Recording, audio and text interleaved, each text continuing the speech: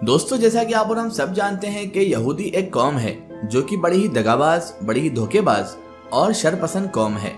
ये मैं नहीं बल्कि बहुत सारी रिसर्च कहती है कि यहूदी एक दीमक की तरह होते हैं जो कहीं पर भी जाते हैं तो अपनी जगह तो बनाते ही हैं लेकिन उस जगह को खोखला भी कर देते हैं।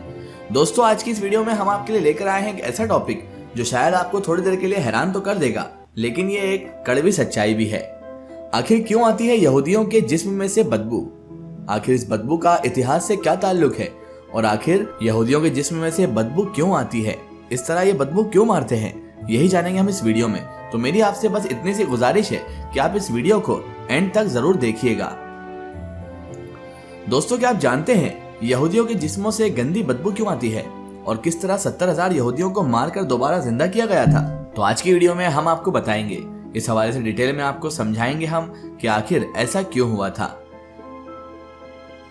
दोस्तों, आप जानते ही होंगे यहूदियों की बहुत सी नस्लें और फिरके हैं, जिनमें से यहूदियों की एक ऐसी नस्ल भी मौजूद है जिनकी चमड़ी का रंग मुर्दा इंसानों की तरह पीला होता है और इनके जिस्मों में से, इनकी बॉडी में से किसी मुर्दा गली सड़ी लाश के जैसी बदबू हर वक्त निकलती रहती है।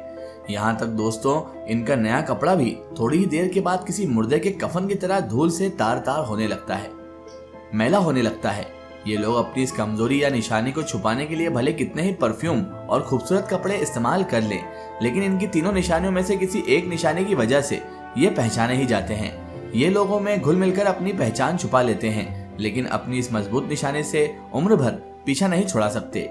इनकी इसी कमी की वजह से ये भी कहा जाता है कि ये अजाब पाई हुई कौम है जो हजारों साल पहले दुनिया में आई थी, लेकिन अपनी बदआमाली और पैगंबर इस्लाम की नाफरमानी की वजह से, अल्लाह के अहकामात के इनकार की वजह से एक अनोखे और बुरे अजाब का शिकार हो गई। दोस्तों, ये वाकया कुछ इस तरह से था कि हजरत मूसा अलैहिस्सलाम के बाद की बात है कि जब एक पैगंबर जिनका नाम हजरत हिस्कील अलैहिस्सलाम है, यहूदी कौम के एक बड़े शहर की तरफ हिदायत के लिए भेजे गए। जैसा कि तारीख इंसानी में होता आया है, यहूदियों का शुरू से ही यही चाल ढाल रहा है कि अल्लाह ताला के ये सख्त नाफरमान रहे हैं। इसीलिए सिर्फ इस कौम के अलग अलग शहरों और कबीलों की इस्लाह के लिए एक एक वक्त में सैकड़ों की तादाद में पैगंबर और नबी भेजे जाते रहे। कहा जाता है कि इन पैगंबरों की पूरी तादाद में से 90% पैगंबर यानी कि 1 लाख से ज्यादा सिर्फ यहूदियों की तरफ ही भेजे गए थे। दोस्तों, इंटरेस्टिंग बात यह है कि इसी तरह की एक कौम की तरफ जिस शहर में एक पैगंबर हजरत हिस्कील अलैहिस्सलाम भेजे गए, वो एक बड़ा शहर था जहां लाखों की तादाद में इंसान रहते थे। एक बार हुआ यूं कि पैगंबर हजरत हिस्कील अलैहिस्सलाम ने अल्लाह के हुक्म से लोगों को जमा किया और नाफरमानी के एक लश्कर से जिहाद करने के लिए तैयार होने का हुक्म दिया। लेकिन जैसा कि यहूदी रुपए पैसे के लालची, दुनियादार और जंगो फसाद झगड़ों से दूर रहने वाली कौम है, लिहाजा इन्होंने अल्लाह के पैगंबर को साफ तौर पर इनकार भी नहीं किया और हाँ में जवाब भी नहीं दिया, लेकिन बहाने बनाते हुए टाल मटोल करने लगे। उस वक्त पैगंबर हजरत हिस्कील अलैहिस्सलाम इनको रोजाना घरों में जाकर जिहाद की तैयारी का हुक्म देते, लेकिन वो दुनियावी जिंदगी में इतना खो चुके थे कि मौत के बारे में सोचकर भी घबरा जाते थे। इस तरह वक्त गुजरता रहा और वो अल्लाह की तरफ से आने वाले इस हुक्म से बिल्कुल बेनियाज हो गए, लापरवाह हो गए। लिहाजा इन पर अल्लाह की तरफ से अजाब आने का फैसला किया गया।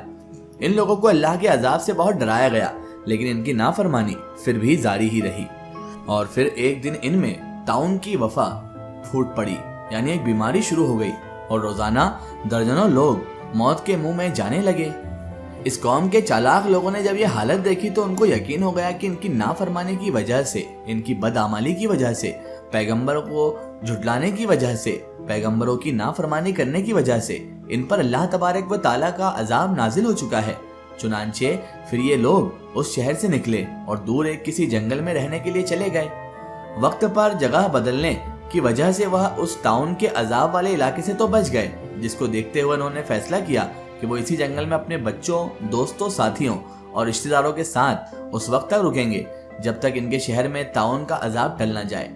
अभी इनको वहां रुके कुछ ही दिन गुजरे थे कि एक दिन अल्लाह ताला ने एक फरिश्ते को भेजा और यूं इनकी चालाकी और अक्ल इनके काम न आई और उन पर अजाब पहुंच गया।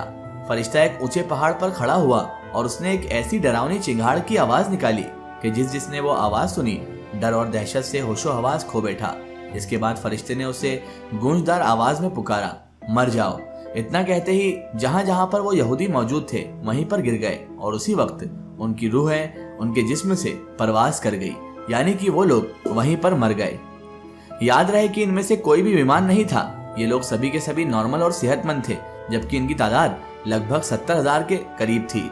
जंगल के अंदर जहाँ ये लोग रुके हुए थे वहाँ लाशें ही लाशें पड़ी थी, जिनमें बच्चे, बूढ़े, औरतें सभी लोग शामिल थे, जो बेजान होकर औंधे मुंह जमीन पर गिर गए थे कीड़े मकोड़ों की तरह। यहाँ तक कि पूरे जंगल में कोई एक इंसान भी नहीं बचा था। हैरान करने की बात तो ये थी कि इनके नजदीक कोई दरिंदा और जानवर भी नहीं आता था, जिसकी वजह से कुछ दिन बाद ही इनकी लाशें गलने और सड़ने लगी और इतने लोगों की लाशों की बदबू की वजह से जंगल में और जंगल के आसपास की आबादियों में बर्दाश्त के बाहर बदबू फैल गई, जिस पर इलाके के लोगों ने फैसला किया कि इनको एक जगह जमा करके इनके चारों तरफ एक दीवार बना दी जाए। कुछ वक्त गुजरा तो एक रोज उस कौम के पैगंबर हजरत हिस्कील अलैहिस्सलाम उसी जंगल में से गुजरे। उन्होंने अपनी कौम के हजारों लोगों की शर्मनाक अंजाम देखा तो उनका दिल भर आया। तब वो सजदे में गिरकर रोने लगे और दुआ मांगने लगे, अल्लाह ताला, ये नादान थे, ना समझ थे, लेकिन ये मेरी कौम के लोग थे। इनसे मुझे प्यार था, जिनके बगैर मैं बिल्कुल अकेला रह गया हूँ। अगर ये जिंदा होते तो मैं इनको तबलीग करके नाफरमानी से बचाने की कोशिश करता। अल्लाह तू मेरी फरियाद कबूल कर और इनको दोबारा जिंदा कर दे। इस दुआ के बाद आपके पास फरिश्ता वही लेकर आया और फरिश्ते ने कहा, ऐ पैगंबर खुदा, अल्लाह ताला फरमाता है कि आप इनकी लाशों को, जिनकी अब हड्डियां बिखर चुकी है, इनको कहिए कि हड्डियों, अल्लाह तुमको हुक्म देता है, तुम हर एक इंसान के लिए जमा हो जाओ। लिहाजा आपने जब ये अल्फाज हड्डियों को मुखातिब करके अदा किए तो तिनकों की तरह बिखरी हुई हड्डियां एक जगह पर एक मुकम्मल ढांचे के रूप में, एक ढांचे की शक्ल में जमा होने लग गई और देखते ही देखते एक इंसान का ढांचा दूसरे से अलग हो गया। इसके बाद फिर फरिश्ता हाजिर हुआ और अल्लाह तबारक व तआला का पैगाम दिया कि आप एक बार फिर इनसे कह दीजिए कि अल्लाह तुमको हुक्म दे रहा है कि तुम अपने ढांचों का गोश्त पहन लो।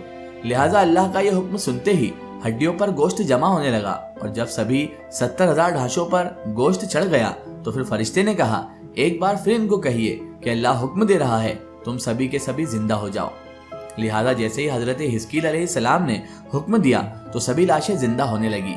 नाज़रीन मोहतरम, बेशक ये इंसानी तारीख का अनोखा और हैरत अंगेज वाकया है, अल्लाह के नबी का मौजज़ा है, अल्लाह तबारक व तआला का करिश्मा है, जो एक दो नहीं बल्कि 70,000 इंसान जो मर चुके थे एक बार फिर जिंदा हुए। लेकिन इनके अजाब की निशानी के तौर पर इनमें एक बदलाव आ चुका था, जिसके आसार आज भी मौजूद है। और वो बदलाव ये था कि इनकी चमड़ी का रंग किसी मुर्दा इंसान की लाश की तरह पीला और जर्द हो चुका था। जिस तरह 10-15 दिन के बाद किसी लाश के जिस्म से सारा खून सूख चुका होता है और खून के बगैर चमड़ी बिल्कुल पीली पड़ चुकी होती है, लिहाजा इन इंसानों की चमड़ी का रंग भी ऐसे ही पीला हो चुका था, लेकिन वो सेहतमंद और जिंदा थे। इनमें दूसरा बदलाव ये था कि इनके जिस्म से ऐसी बदबू निकल रही थी जैसे 10-15 दिन पुरानी लाश के जिस्म से निकलती है। जबकि तीसरा बदलाव ये था कि जो कपड़ा पहनते कुछ देर बाद उसकी हालत मुर्दे के कफन जैसी होने लगती थी। जैसे कब्र में पड़ा मुर्दा मिट्टी लगने से उसका कफन मैला होने लगता है और कमजोर होकर तार तार होने लगता है। ये तीनों निशानियां इनकी जिंदगी में शामिल हो चुकी थी। यहाँ तक कि इनकी आने वाली नस्लों में भी ये निशानियां पाई जाती हैं और आज हजारों साल गुजरने के बाद भी इस नस्ल के यहूदी दुनिया जहान में जहां भी मौजूद हैं और इनमें ये तीनों निशानियां मौजूद होती हैं।